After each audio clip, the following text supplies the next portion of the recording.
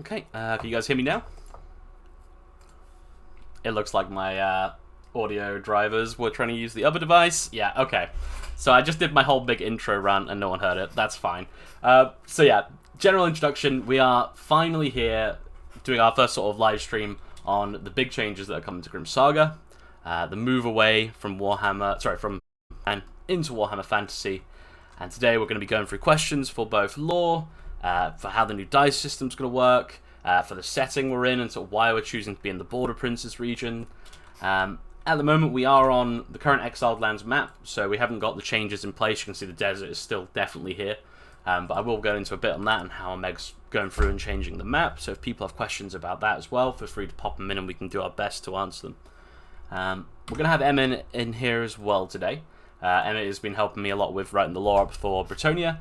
He's also been helping with the brainstorming for a lot of the things we've been working on. So he's done a lot of the writing up in the background and is going to be helping me push out lore in the next couple of weeks as well.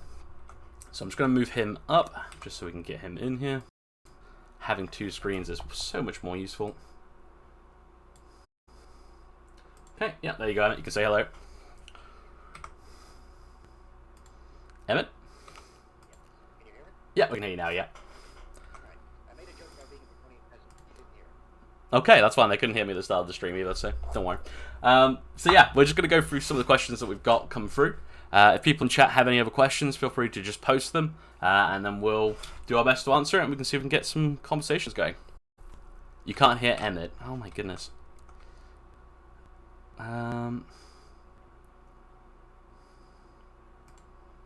Why is it not picking Emmett? Usually it just picks up Emmett. People in the chat. Bear me 1 second, I'll have a fiddle around with the settings and see if we can get Emmett to show up. I wonder if it's because I'm capturing Conan.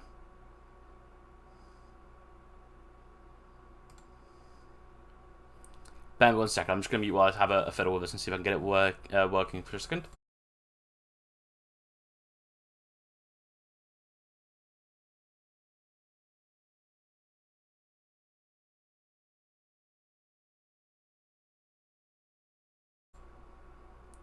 Can you guys hear Emmett at all now, or is it still not coming through? I am speaking now. If this doesn't work with Emmett here, we might have to just go with me solo, I guess, and I'll see if I can figure it out for the next stream.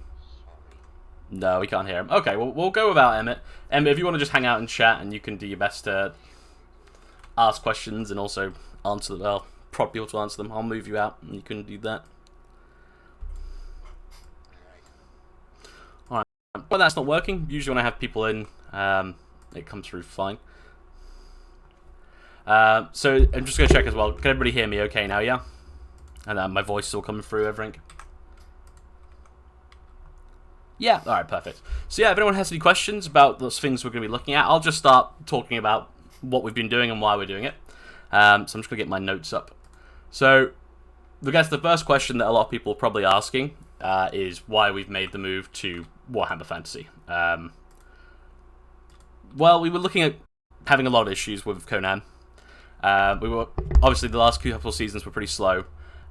We definitely could have made big changes. I think if, for example, we decided to go with a full dice system and full rule rework for Conan Exiles, we definitely would have got a good number of players back in. But the core issue really is that as the server owner, I definitely wasn't enjoying Conan as much as we used to. It's because I've done everything I want to do in it. I've played all the races I want to play and everything like that. And at the end of the day, it wasn't going to change for me my interest in playing, whether it was dice or not. So we had a look at a few other systems. We were considering closing down to start with because numbers were bad, and we could have moved on to another project, doing something in Warcraft again, or anything like that, doing something on various other games that I play as well. But we decided we'd keep playing Conan Exiles because we do love the game. It is probably one of the best engines for roleplay that I've been in so far.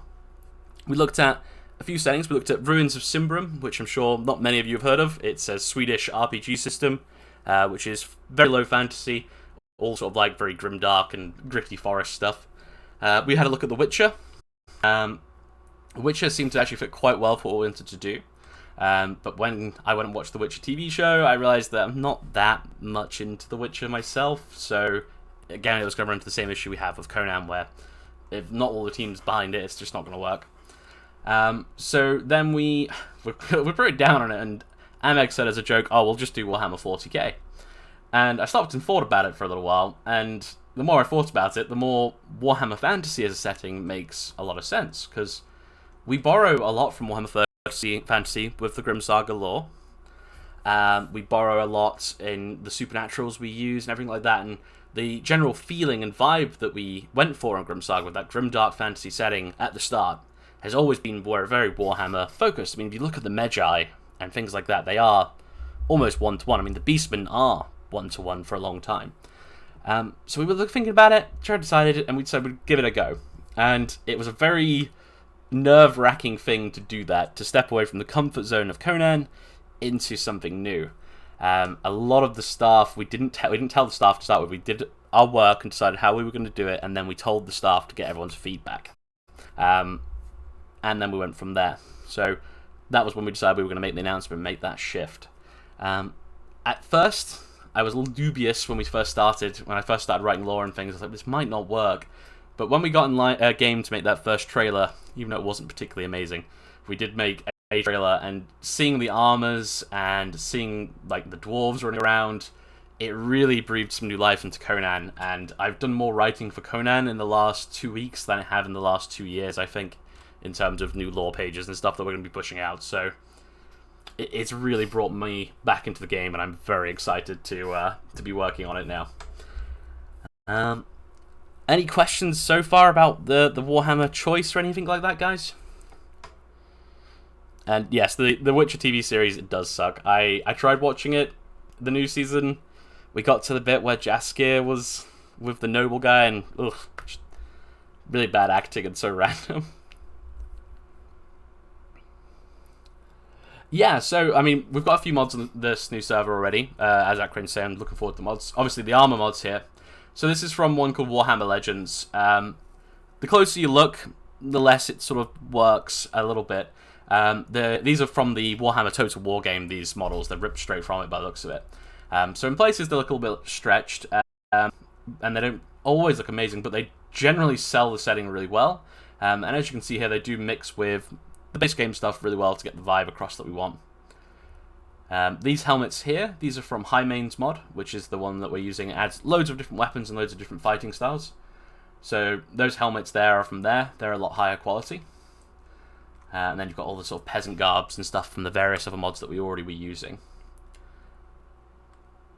But yeah, obviously the big change is that in the Warhammer setting there are firearms. So there you go. There's the firearms and how they work. There's also a two-handed one here. And they basically work off of the crossbow animations for anyone who's played around with that. We've also got artillery, but I'll show that off a little bit later. So let's have a look. We've got some questions coming now. Will I get to be a shitty Dark Elf? So Dark Elves, I was talking to Deadly Kitten in general chat about them actually yesterday. Dark Elves are a race that I think are very interesting. They offer a new dynamic to the way that a lot of the other races will be working, because they are very torture focused, to be honest. That's Plum. There's a Plum bum.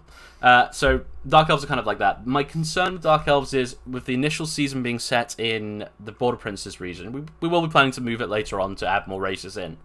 It might limit them to basically being pirates and raiders, which could work for some players, might not work for others. So we're going to have a little think about Dark Elves and whether we are going to add them. They're one of the races that are on the list, but they're sort of further up on being completed time-wise. What point in time in Warhammer are we near the end times? So we are going for just after Karl Franz has ascended to the Imperial throne. So the Empire itself is in a sort of state of civil war. There's a lot of forces starting to move and lots of friction between the various nations. So there's plenty of room for conflict there. There's no stagnation, and it's probably a time period that most people who've played Total War Warhammer, Vermintide, you're going to be familiar with that sort of time frame in Warhammer's history, and it should be an easy one to sort of wrap our heads around. It's kind of like the year of the Cobra start. Let's have a look.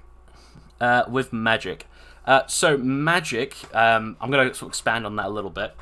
Magic is something that we want to continue with. We're not going to be using the ritual system as you know it now. We're not going to have a ritual system in the new where we're building it. things like rituals. So, for example, magic in this setting, there is spell slinging. It's a lot less common than we'd expect, but there are people who can quite literally conjure spells. So you will probably see them. They're going to be heavily limited slot. For people who want to do things like the rituals that we used to have on Grim Saga on the Conan side of things, they're definitely possible when you look at the lore for things like chaos, and even smaller things like doing a longer ritual if you're a weaker mage to do healing and things like that.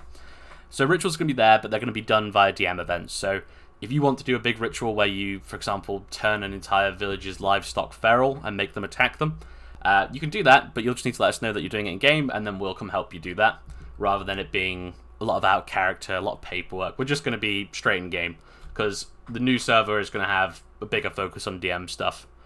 We are looking to recruit DMs, so we're going to probably be looking to get about 5 or 6 DMs in before we even go live, just to make sure there's always something going on. Let's have a look what else we've got here. There's my M60. Well, Plum, I'm sure you'll fly past with an M60 at some point if you're on the server. The mod that adds the guns, it adds some admin weapons that are joke weapons, including like Minecraft axes. So they're fun. Let's see.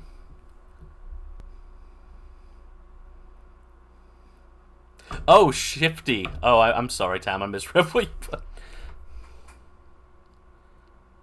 So yeah, that's one of the big things we're looking to do then. Is going to be moving away from the rich system, more DM stuff.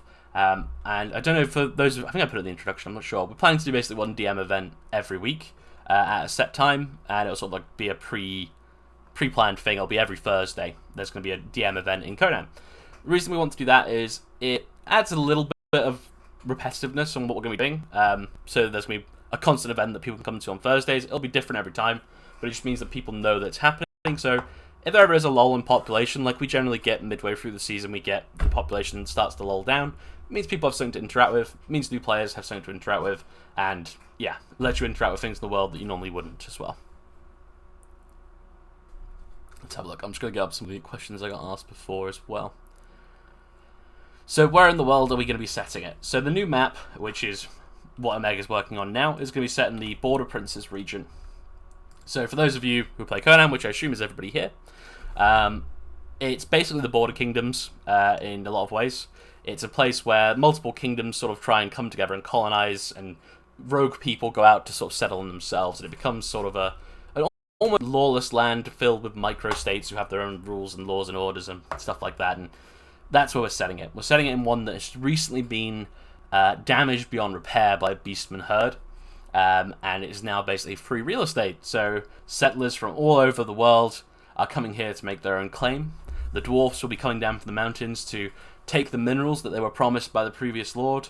Elf traders will be heading into the region to look for new trade routes, so it's basically going to be very much a land grab feel that we're looking for at the start of the season. So I imagine there's going to be lots of fights over bits of land, lots of fights over resources, I'm hoping, and then, of course, as you guys delve into the story that we're building for the start of the season, hopefully you'll find out what happened to the previous kingdom, and then you'll perhaps band together, or even work against each other to make this foe disappear. More people die by cow every year than by shark. This is true. New supers. So we're actually looking through some monsters for supernatural stuff. The supernaturals, as you know from Grim Saga, are going to be slightly different. We're renaming it to rare races. So these are races that are in the world, but are not going to be seen by the common folk very often. So if you imagine things like vampire counts, they're going to be rare. We don't want too many of them running on the server. They are scary. Oh, you meant the cows as new supernaturals. Okay, that's fine. But go on, yeah. And then we're looking at things like ogres to be not rare, but slightly less common, slightly more common. So they're going to be quite scary. Things like high elves will be in that sort of route as well, where we don't want too many of them. We want them to be a limited slot. Beastmen are going to be something that aren't going to be initially available at the start of the season, but will be our first supernatural race to be unlocked, which will be done through story.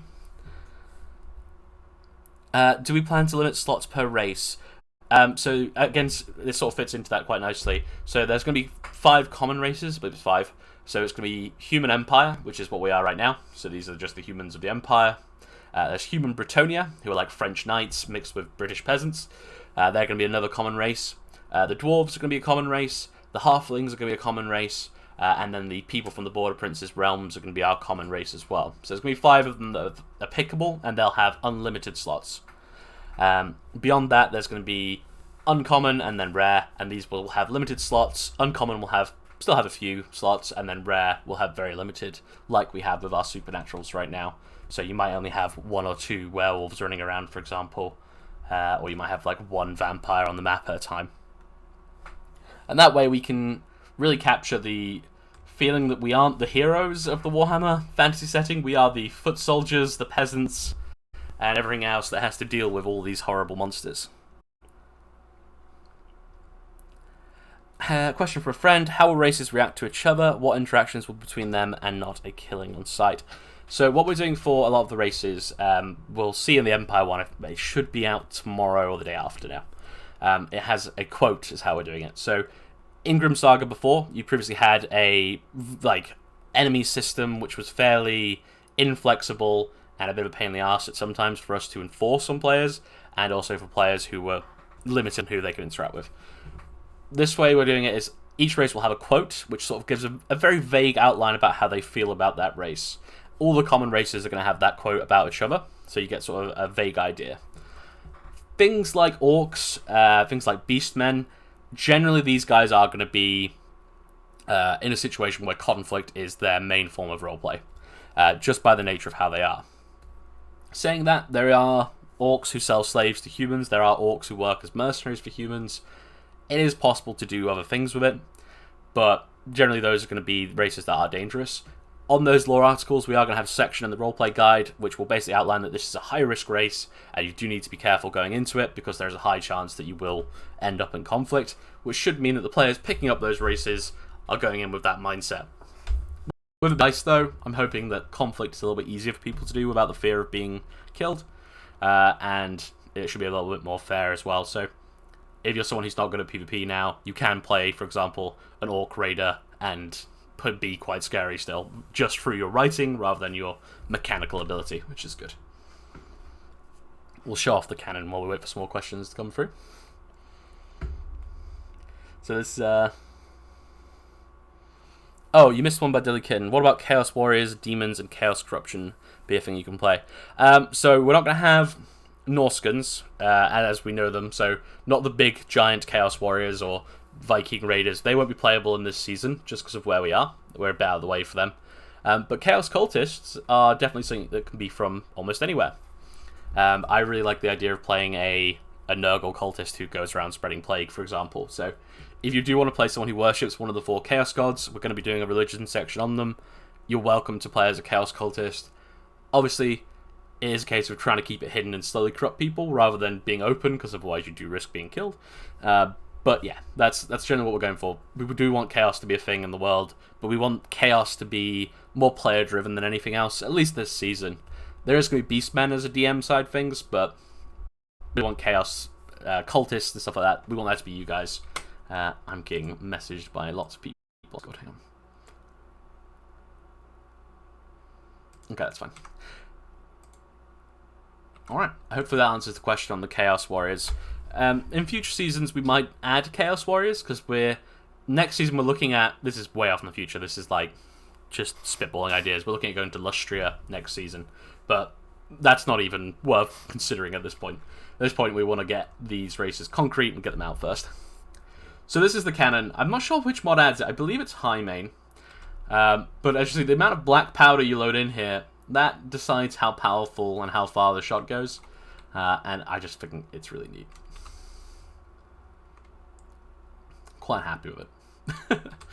This is something like just playing around with some random stuff on the server and just thinking of lore articles like we could add an engineer of Nuln in now because we have this, and artificers that we had on Grim Saga suddenly become a lot more terrifying. And yeah, there is the explosive ones. They spit fire everywhere. They're quite interesting. So yeah, there's a lot of chances that we're going to see a lot of different things. And things like this will hopefully be a bit more commonplace and should give people who've been playing Conan for however many years, I've been playing for 3 years at least, nearly 4 now, it'll give you something fresh and new to do.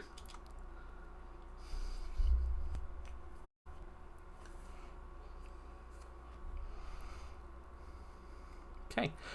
So just going to have a look through now and see what other questions I got asked. We've already answered what races are going to be playable. We're going to have try and get a concrete race list out before we go live. So you guys should have a general overview. As I say, the 5 common races are definitely confirmed. The uncommon ones, we know we're going to do High Elves. We know we want to do Ogres as a confirmed one. Beastmen, we want to be something that's unlocked. But that's about it at the moment in terms of confirmed. We're going to look through, we're doing a lot of reading into races. I got given a whole list of Warhammer 4E campaign books. I already went and bought one, but we got sent one by Jane. So we've got some more stuff there. How large is the new map going to be? So the new map should actually be the same size. I'll go through sort of overview of what we're going to be changing on the new map, using the current map as an example. So everything that's sand is going to be coming into green. It's going to be various different things. It's not just going to be one big grassland. So there will still be a lot of diversity. I believe it's this region up here, or around here, sorry, that is going to be turned into a giant redwood, for example. So we should have a lot of different things there. The unnamed city, we're sort of still debating what we're going to do with this. We do want it to be Tomb King based. Given where we are, we know that Khemri does stretch up to here when it's at the height of its power. So we do want there to be sort of an undead theme here. So we're thinking about doing this as like an overgrown city where when you delve underground, we can make those tunnels bigger and you can find Tomb King remnants. We are looking at trying to get some models from various sources for Warhammer stuff to put as unique mobs in this area as well. But that's early days planning. We can't confirm whether we're going to do that or not. Sepamiru, over here, it's going to be quite an important little town lore-wise. This will be the last settlement that has survived after the attacks on the region. So we're going to be remaking that away from a desert city into a sort of medieval-looking town. We're going to have lots of NPCs there. We're going to try and get things like quest hubs and stuff there. So rumours and things we can start putting in that area. It's also going to be where the trading post is as well. So it's worth keeping this town sort of alive if you guys are interested in keeping the trading post open as well. Would the hand cannon something possible? For example, I imagine it would fit with the dwarven engineering weapon. Yeah, I mean the hand cannon. It's I believe it's from E, the hand cannon, isn't it? I said there is the muskets that we've got from the other mod as well. Yeah, here we are, the hand cannon. So yeah, the hand cannon is definitely something you could probably get away with. Again, this is a case where it would be OP against players, but we're not fighting players with it, so this is the hand cannon. And something like this definitely would suit dwarves more than the Empire. I think it actually has dwarf sigils on the side of it, looking at it. Yeah.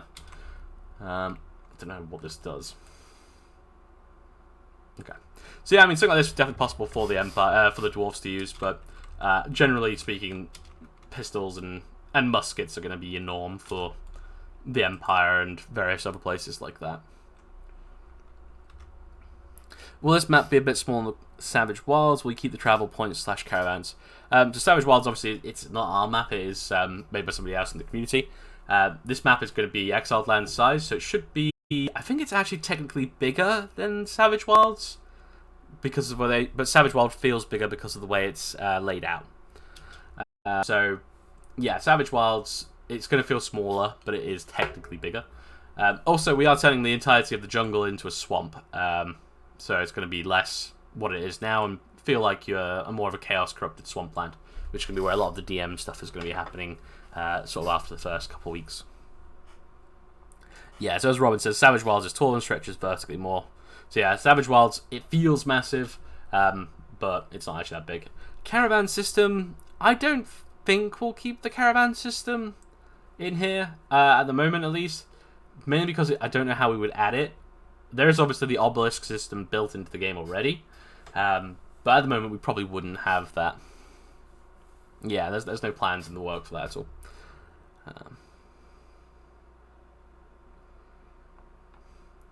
So yeah, generally speaking, this whole map here will be more Warhammery in this area. I know already Omega's made this whole area green. All the rocks have been changed. We're now going through and changing things like bushes and stuff like that to make it feel as it should. Because this sort of biome here is kind of how I always imagine Warhammer, you know, a bit drab and a bit foreboding.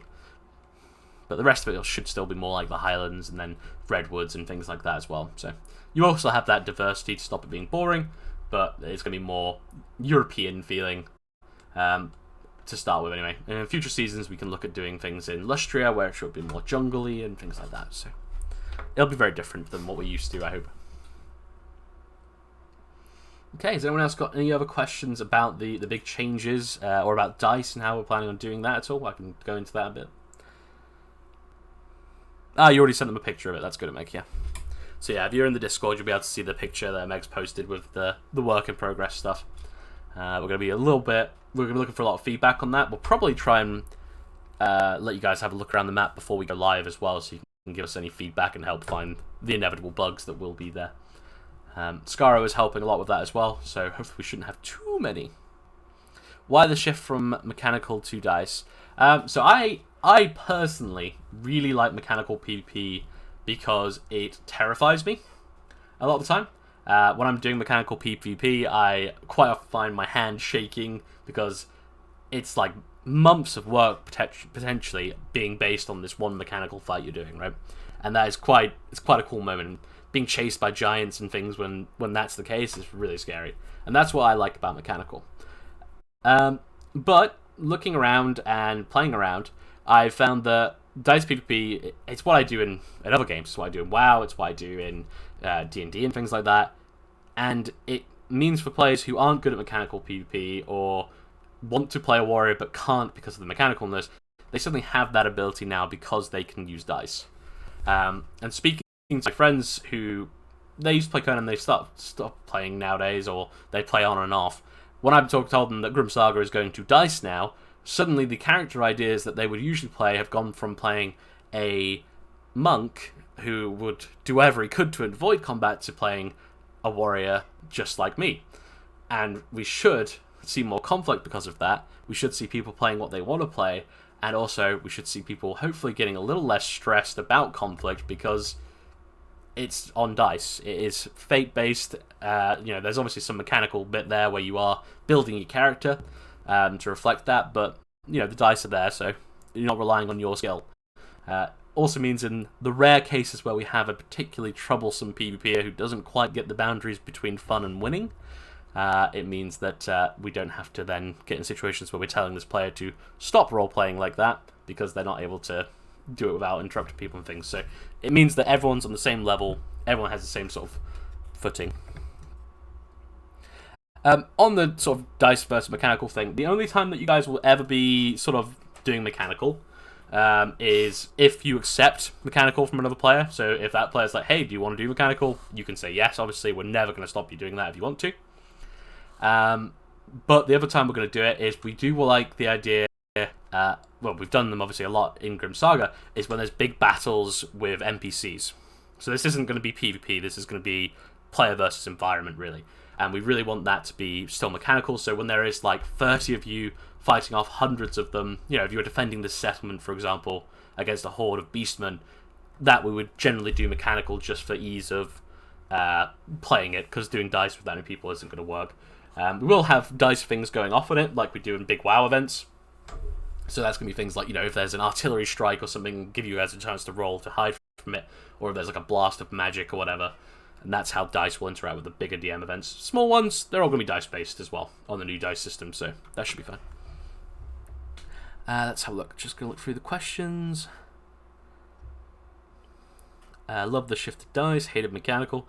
Yeah, I like mechanical, but the DICE just makes it so much easier for everybody.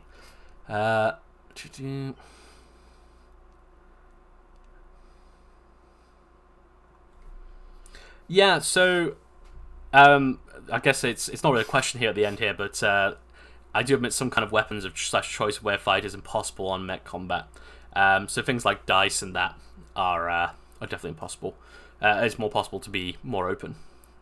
Oh, there's another question up here I did miss. Yeah, so from Io Drachma, with a change to be Warhammer lore, I agree to... Oh god, I can't see it because my boom arm's in the way. To hand, cannon, fits more. What about others? So yeah, in terms of restricted weapon per race, dwarves, obviously, they can use fairly firearms. This faction here, the Empire, they will use firearms and heavy armor and swords. Elves, however, they don't use firearms, so they're not going to be allowed to use... Well, we wouldn't expect an elf to use them if they decide they're going to use them. Well, I mean, that's on them. They should have a good reason for it, I hope. So the people who are playing as elves, for example, probably won't use them. People from Britonia, they definitely won't use firearms. It is actually illegal in their nation to use guns, because that puts the knights who rule over them in particular danger. The only place that guns and black powder can be used in Britonia is at sea, because it's not technically in their country. So there should be a real discrepancy, whatever the word is, between technology in some places. But that's kind of the beauty of Warhammer, is that you can be fighting people who are using swords and shields versus guns, and somehow they find themselves on even footing. So it's all very much up to the race you're playing and what you can and can't use. If you do want to be very flexible with it, Border Kingdoms is probably the way to go, because they, again, are going to be a bit like the Border Kingdoms in Conan, where they're a mixed mixture of all the different cultures. So let me just scroll down and chat. Cooper is asking, where are the Space Marines? I like the blue ones. They are in Warhammer 40k, Cooper, so if you launch up Warhammer Space Marine on Steam, you'll be fine.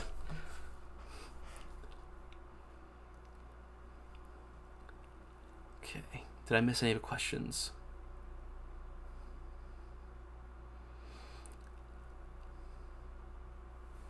Okay. I suppose on the question of weapon restrictions as well, we can talk a little bit about how we're planning on doing magic. I already talked about the ritual system, but if people do want to have access to the spells, we are going to have the Conan magic system free to the players who are playing as mages, or people who are able of using the winds of magic. So you guys will have access to the whole Conan sorcery system. We're going to not restrict it, we're going to let you decide on what suits your character. If you're playing someone who's, not a necromancer, it's probably not wise to be using the necromancy spells, but if you do, you will become known as a necromancer, so it's on you if you want to do it. We will have to step in and limit things if they go silly with it, obviously. Rakma has asked a very similar question, so yeah, that works perfectly. But so different races have different kinds of magic. Humans are kind of limited to one school, is how it works. They spend most of their life focusing on one of them to become perfect at it. And they are generally things like fire, there's metal as sort of a school of magic. So we're going to use in-game Conan system for that. We're going to use some of the mods we have to let you represent that in fights where if you do go mechanical or anything like that. And then the rest of it's going to generally be through RR and then fluffy sound of things. Sorcerer slots are still going to be limited fairly heavily, because we don't want it to be too high fantasy feeling. Because Warhammer has a lot of high fantasy elements, but most of it is low fantasy. That's how we want to portray it. And then obviously different races will have different spells and things like that. I would say as well, in the Empire, like Deadly Kitten's talking about at the moment, magic is rare and reviled. So there are actually people who hunt down people who are not regulated witches and burn them at the stake. So there are witch hunters and things in the world. Playing a hedge witch, is a very cool prospect. I'd really like to try that out at some point. Someone who's doing magic without permission. Someone here is building, I don't know who. Yeah, this area here I've set up for one of the videos we're going to be releasing with the lore pages, so you should see this in a video shortly as well. Will Witch Hunters Inquisition be allowed this season, and what about the Stormcast that supports the Empire units? So, Witch Hunters / Inquisition, we're going to have orders, same as we do in Grim Saga right now, so there will be orders, which will be things like Witch Hunters and Inquisition, well, not Inquisition, Witch Hunters, Inquisition is a 40k thing, and like Warrior Priests and stuff like that, as well as like specialists of different races will be in there. The Stormcast, they're from Age of Sigmar, so this is before Age of Sigmar, so there's no Stormcast Eternals. This is Warhammer Fantasy rather than Warhammer Age of Sigmar, so it's way before that sort of period. Less glowy armor, more drenching through mud.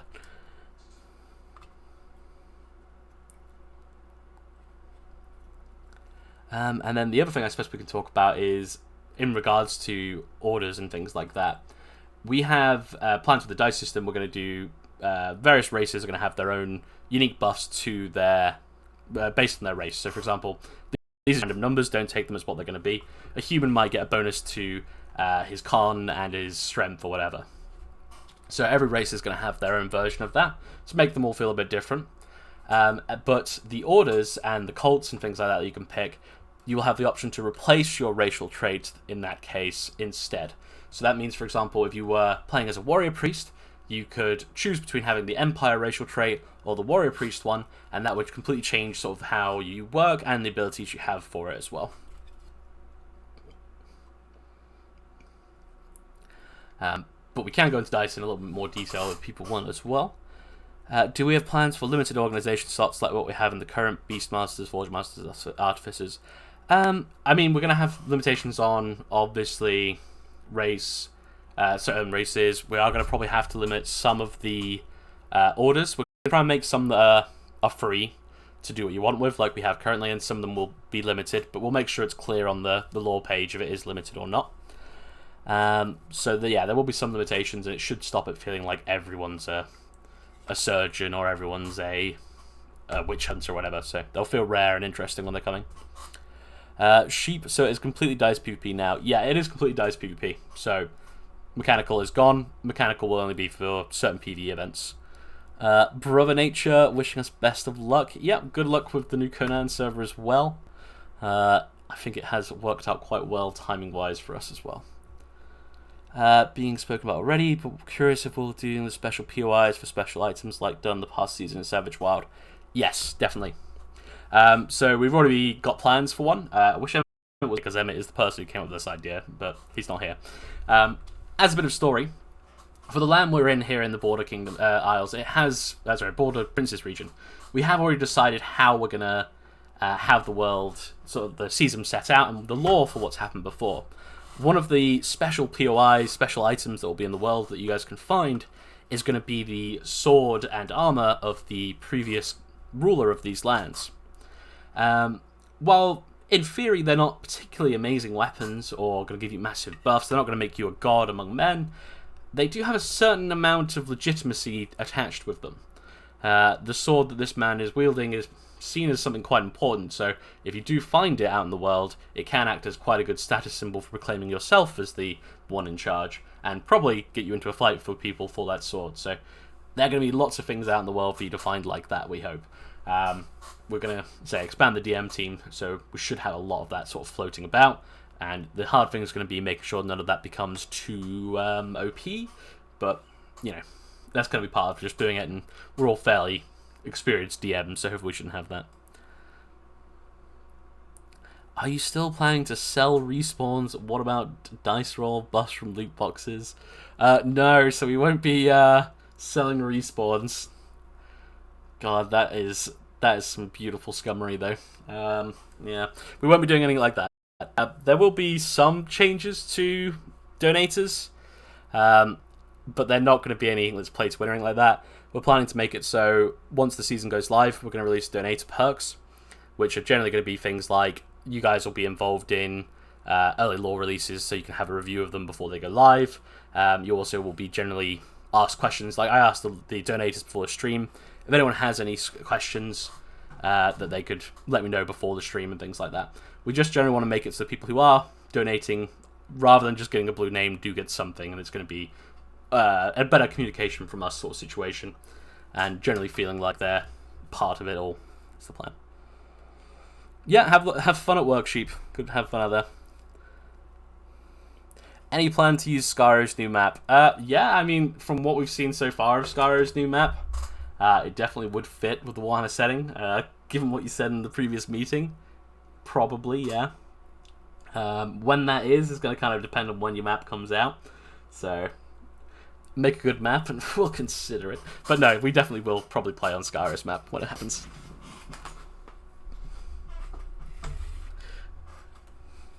Well, no, we have seen other screenshots outside of the character creation screen.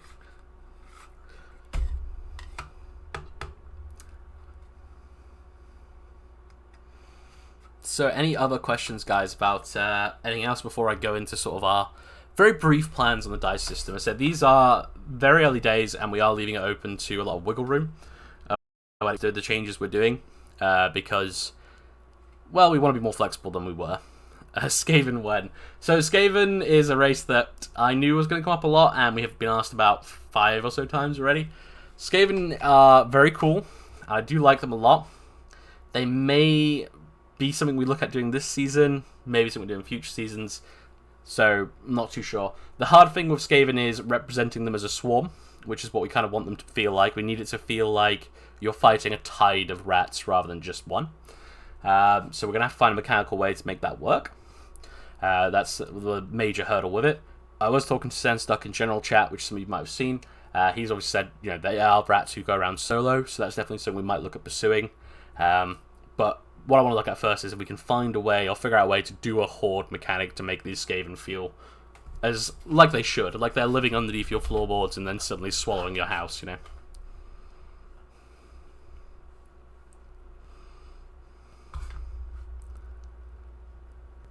Yeah, I mean, we could give you a authority 20 for 2 Skaven Thralls, which, I mean, if you were a 7-man clan, that's certainly quite a lot of Skaven rats if you all had authority 20, which would look very cool. So, I mean, like, things like that are definitely possible, but we'll have to have a think about it, because I like the idea of it being in the hundreds. I don't know if that's possible, or how we'd represent that with dice and things, so, yeah. Give them Skaven spawners, yeah, stuff like that is sort of things we're looking at, so... it might be a case that, for example, if you're playing a Skaven, you're playing someone who is a Grey Seer or a Clan Rat leader, and then you can organise attacks on areas with them.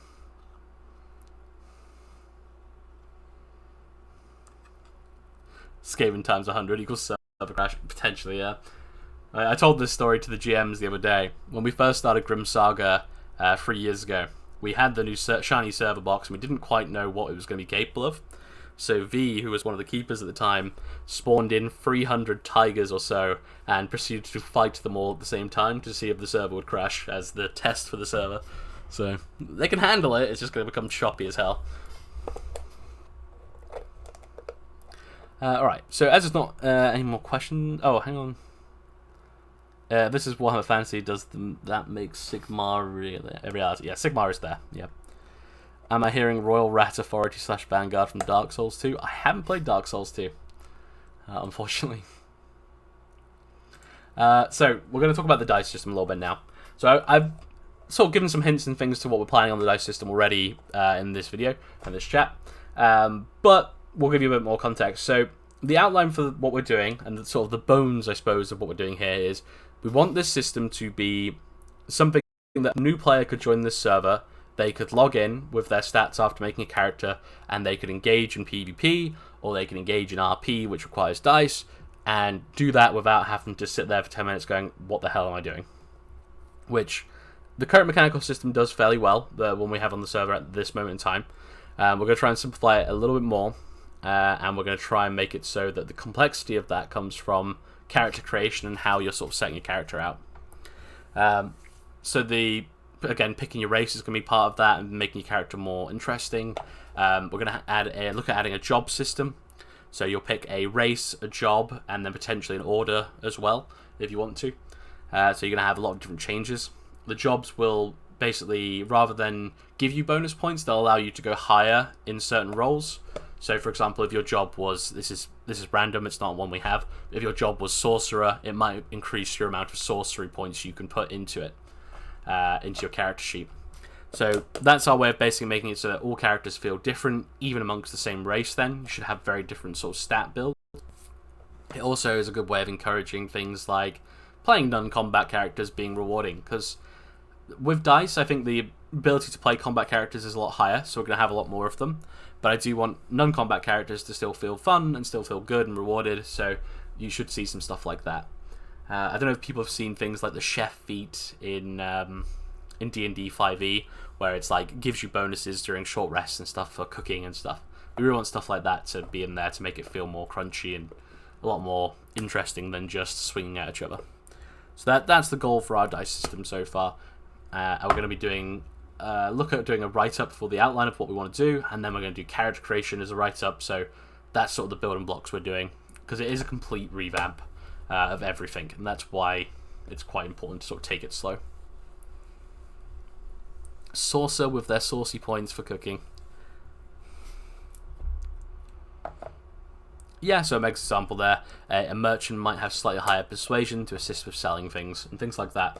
So we just want to make it so that if you pick a job that's part of you, based around your background generally, you're going to have a good sort of buff to that and actually make it feel like it's part of your character rather than just whatever. And then obviously there's going to be skills and things like we have now, but it is going to be fairly different. We're either looking at a D20 or a 2D6 system. Both of them are going to be experimented with before we make the choice. So that was something we're looking at the moment. Okay. Don't know why I'm still looking at the map. It's because I'm just reading chat. Yeah, I'll show off some of the other armors as well while we're waiting. So this is...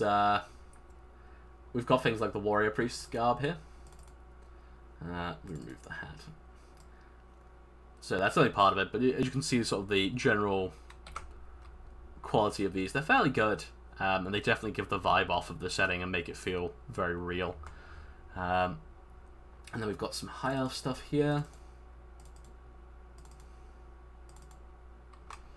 It doesn't look too well on the male model. Oh, it looks okay actually. And then we go like that. So you can generally see that the models do work quite well for it. They carry across pretty good. The only issue is you can't dye them, but I feel like our creators, characters who are quite creative, will go into top and really make pretty interesting transmog.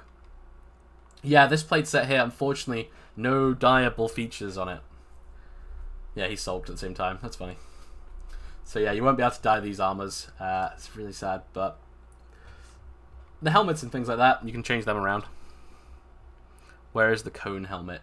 There is a cone helmet. Let me spawn it.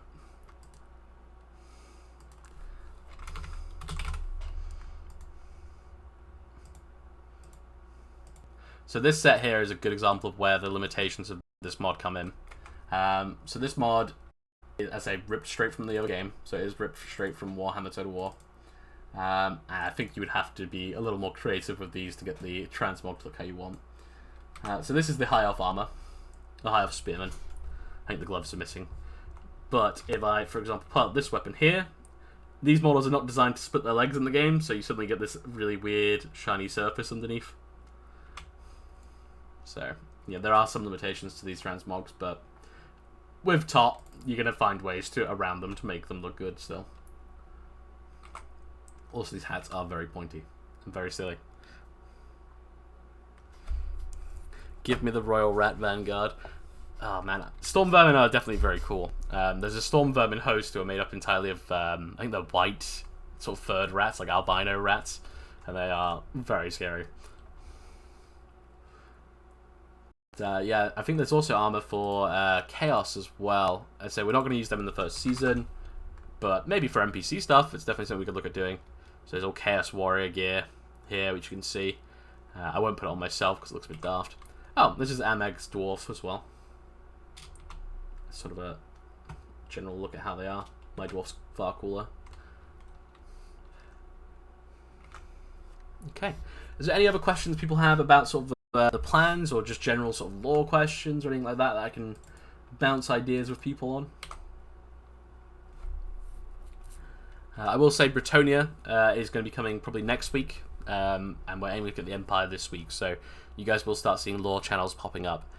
When you do, if you can have a read through them, let me know if there's anything that's missing. We've had the team who don't know much about Warhammer read through them as well, so hopefully it should make sense to those of you who don't know the Warhammer setting. But yeah, have a read through it. Let us know if there's things that don't make sense. Let us know if there's things you want us to expand on. We're trying to make these lore pages less bloated than things like the Katai lore or the Yamatai lore, which are very long articles, very in-depth, but too long for players. So these articles will be fairly short in comparison. We're looking for like the Brythonian lore sort of length. Yeah, you can get dwarfs on the female beards. Sorry, beards on the female dwarfs, so you are set with that. We also got the Kmar seal back for people who missed that. That's in high mains that we're using. Unfortunately, the cannon missed.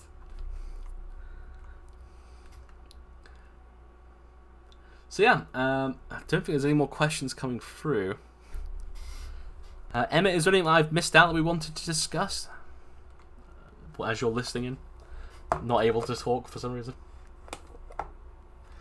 Oh, I know why. Is it because are you guys not able to hear my game sound either? I wonder if it is that.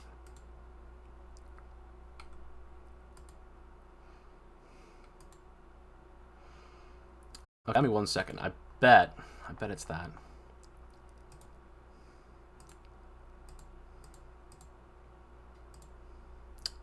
How do I change the audio here?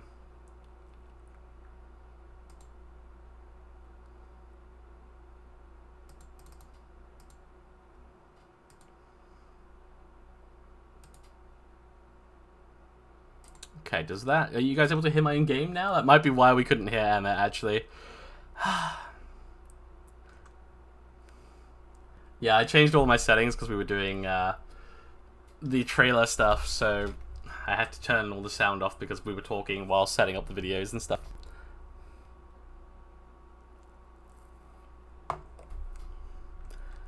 Is there any other races as well that people want to discuss that they want to see added as well at all? Because I know there's a lot of different races that people are going to want, and we're not going to be able to get them all in the first season.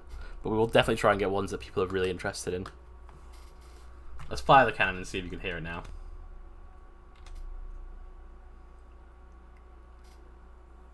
Slayers. Yeah, we definitely should look at doing a lore page for Slayers.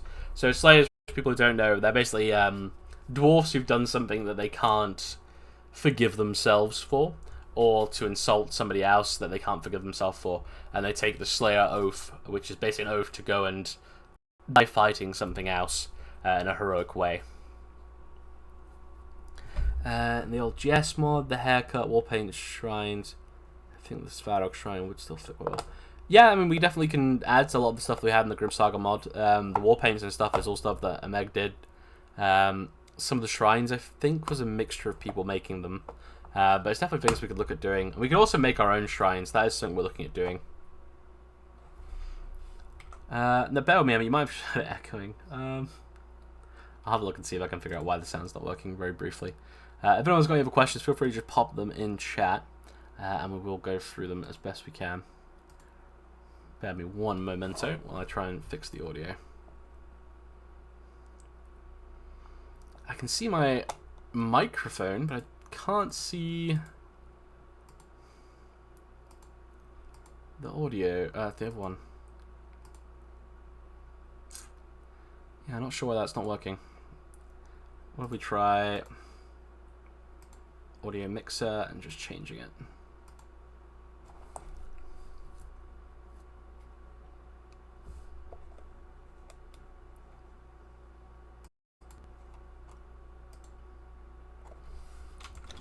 Oh, there we go. Now we have sound. Haha. Yeah, if you want to join back in now, they should actually be able to hear you. Perfect. I'll move you up so you can actually join the channel. I have joined. Can I be heard? I believe so. I think it's coming through the stream now. Jesus Christ, I forgot to mute the Twitch stream. Just heard my voice. Yeah, you were really loud because I put you up 200% because I thought that you were just being quiet. Let's fix that. There we go. Alright, talk now? Problem resolved. Yes, I'm back for 4 minutes. Alright, sorry about that, guys, with the sound stuff. It is because I was messing around with the settings before for the stream. So there you go. This is Emmett. For people who haven't met him, he has been a GM for quite some time. He generally didn't do a lot of tickets compared to a lot of GMs because he wasn't playing Conan, because it took him about an hour and a half to load into our server. He now has a good computer, so he can load into the server and things like that. But he has been helping tremendously with the lore stuff and with background lore stuff as well. So he'll be seeing a lot more Emmett around over the next couple of weeks as he sort of helps out with lore and things as well. We have heard from Neef as well. Neef is currently installing Conan and is looking to help us with some of the lore articles. So we should see some of our older sort of stuff coming back and helping out, which is awesome to hear. For those of you who weren't around for when Neef is here, Neef does things like he made a lot of the DM stuff, so little sort of quests and things like that, which were just amazing. He also did a lot of the lore on Grim Saga, so you'll see a lot of the older lore pages are definitely Neef based. If they weren't Neef based, they generally had Neef giving feedback on them, so Neef is great to have back. I guess you guys should probably give him a ping in general chat and welcome him back, because he'll like that. He's been away with I don't know if I can say it. He has been away with some real life stuff. But he's on the back now. He got drafted to fight in the Gambian Civil War. Yes. So, is there anything that you need to think that we should talk about? What about Britonia? What have you found as the best thing when it comes to writing up Warhammer lore, I guess, because this is new? Well, I found that peasants suck, and they deserve to be oppressed. Okay. I'm a firm believer in that.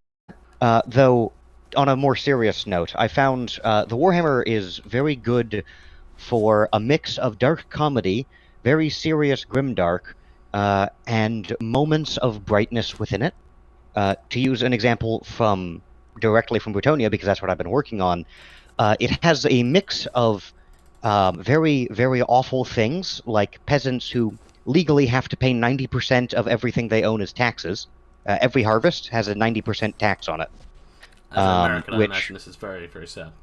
it is a travesty. Taxes should be abolished, along with most of the government. Okay. However, at the same time, while there's a lot of oppressive lords, there are also a number who take their oath of chivalry quite seriously and try to be good at their job. And you have one of the few organizations that consists almost entirely of genuinely good people in the form of the Heremalts, who are essentially the Robin Hoods of Britonia. People who band together to fight against oppression, but without becoming monsters themselves. Yeah, I mean, In fact, sometimes... Sorry, go...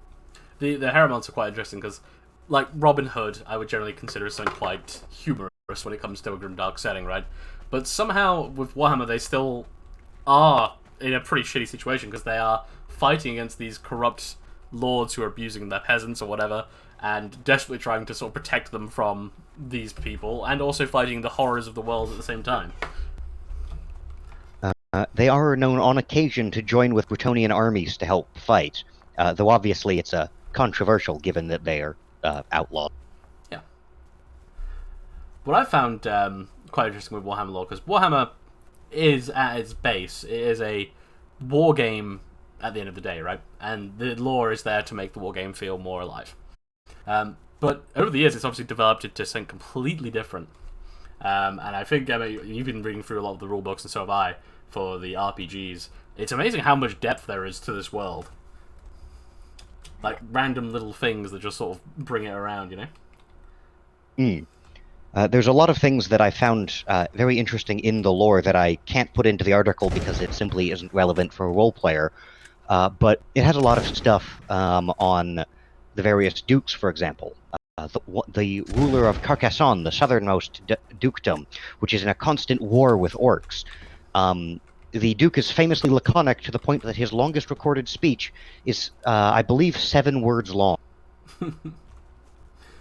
Yeah, things like that won't be in the lore, but if you ever do want to look deeper, it's all there. We've got the lore to be basically an outline of everything you need to know, and then we've got references to where you can dig deeper. So, and also you can ask Emmett, because Emmett gets obsessed with things. I know the things. I know them all.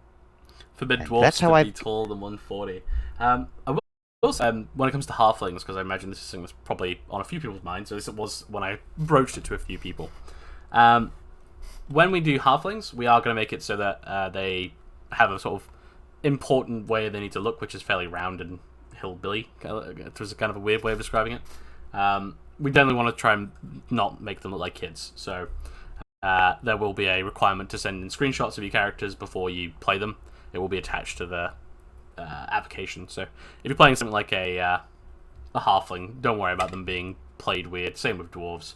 We will be fairly strict on making sure those are adhered to by fantasy sort of look rather than anything else. Because we don't need to. I will answer Tam's question and then I will head out just so I can claim to have done something useful. Yeah. If you want to play a Zamorian thief, there's thieves guilds in the Empire and whatnot. That's probably easiest bet. Yeah, I mean, the thing is, Zamoria is fairly sleazy as a nation compared to a lot of Warhammer stuff. Dark Elves are probably fairly close to Zamoria, if we do add them. But the Empire has all manners of humanity, from its best and brightest parts of humanity in our world to the worst. So, if you want to play as someone who is a bit more horrific and sleazy like a Zamorian character, you can definitely do that. Maybe have a look into things like Slaanesh cults if you really want to lean into some of the more orgy-based things that I know that happen in Zamora. There's definitely ways of looking at doing that. Alright, with that, I'm going to bounce. Yes, Toodles. Emmett has a doctor's appointment, so adios. How Chaos Corruption will work exactly and which Chaos Gods are available this season. So all 4 Chaos Gods will be available, always. They're some of the ways in the world, so they'll always be available to use. Chaos Corruption, we had a chat about it. So the corruption system in Grim Saga at the moment has been a thing for quite a while. It has been very difficult to display with the server and how we want to run it. So we're not too sure how we're going to implement it with this. Chaos Corruption is a lot more sudden at times, but it's very subtle in sort of the beginning, and then it suddenly becomes horrific as you begin to mutate or change or whatever. So we're not sure how we're going to handle corruption yet. We might do a stat for it, we might not. If we do a stat for it, it'll be something that's easily accessible in game for you to see, rather than you having to look out of game to find out what each step does. The rulebook I have beside me here I have a whole chart on how corruption works, and it's things like your fingers suddenly extend, which gives you a bonus to your dexterity checks. That gives you a negative to things like anything to do with charisma, because you have freakishly long fingers and stuff like that. So we might go really in depth with it. We might go a bit more abstract with it. Not sure yet how we're going to do Chaos Corruption. It's going to depend kind of how much people want to see it.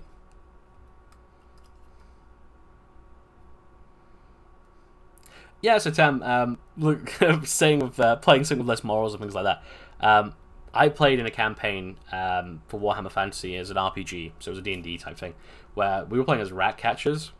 So we're in the Empire, this pinnacle of human civilization, where men are dressed in glowing armor and everything. But my character worked in the sewers, where he went and fought rats and got into trouble all the time. And the guy who was his boss and his mentor was someone he looked up to, who was basically just abusing him for his ability to go into the tunnels that this guy couldn't fit into. So there's definitely plenty of scum in the Warhammer world who will do things like slavery, they will do things like selling and kidnapping, they will all manners of dark, horrible shit that you would expect in Conan. It's probably in Warhammer Fantasy and dialed up a little bit in some places as well. So ignoring damage via Nurgle/Slanesh. In the tabletop, Nurgle is very much about ignoring damage, being really tough, and sparing disease. So that's the sort of things we'd look at for Nurgle. How we're going to implement that into RR is very hard to say. For example, I know... I hope we've got RR set up on here. No, we don't. But, in here, for example, in abilities, I could set it up so that when you're in range of my Nurgle-infested fat guy of death, or, slender Nurgle Death Lily user, you could take, negatives to their constitution, to their rolls. We can do things like that with RR. We have the ability, but we have to sort of decide how much crunch we want to put in, and how quickly that corruption set in is the big sort of question, really. Can corruption turn me into a humanoid xenomorph thing? Curiosity peaked with freakish fingers and quad. Yeah. So chaos corruption can be anything, literally anything. It is horrifying.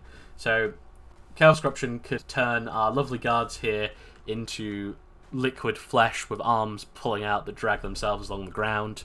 It could turn them into werewolves whose skin has been split open that run on all fours, or it could simply give them horns or extended fingers or maybe a slightly odd smell about them. The level of corruption really depends on how much they give in and how much they take from the chaos powers, and sort of how much they're willing to give themselves over to it. There are characters who are very powerful chaos champions who don't have much open corruption that you can see, because they're so twisted inside that it doesn't really matter what they look on the outside.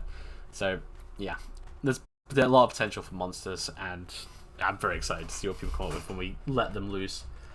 With Beastmen being a big thing in the world as well, even if you're someone who is very new to Warhammer lore and you decide to go the safe route and play someone from the Empire, which I think is probably going to be the easiest faction to play, there's definitely chances that you can learn about these horrible things in the world and then begin to lean into them as well. Yeah, Scaro is right as well. The god generally corrupts you how it sees fit.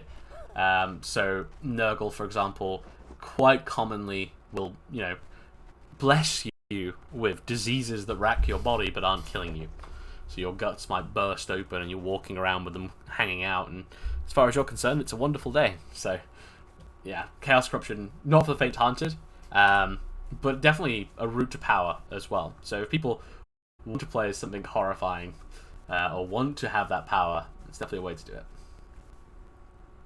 I was quite happy with this little base. I made it just for this video, and well, not for this video, for the video I'm doing for the Empire, and it's come together quite nicely, even though it is just all movie set kind of vibe where it's not really much going on. The other thing as well, because I've